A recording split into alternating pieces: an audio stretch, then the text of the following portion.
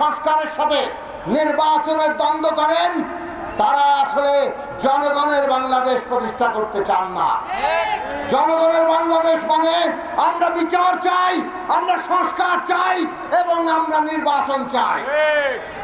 জনগণের অংশগ্রহণের ভিত্তিতে আগামী দিনে বাংলাদেশে এমন এক নতুন ক্ষমতা ব্যবস্থা প্রতিষ্ঠা করতে হবে যেই ক্ষমতা জনগণের কাছে জবাবদিহি করে।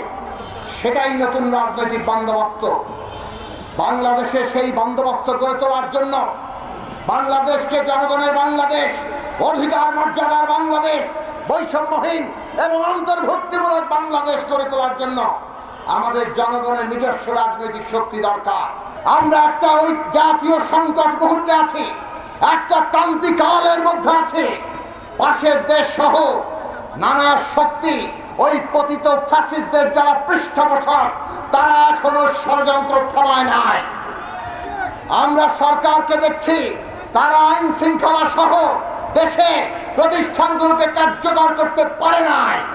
তার ফলে মিটফোর্ডের সামনে নারকীয় নৃশংস হত্যাকাণ্ড ঘটে। তার ফলে গোপালগঞ্জে এনসিপির পূর্ব নির্ধারিত সমাবেশে ওইভাবে হামলা হয়, 4 জন নিহত হয়।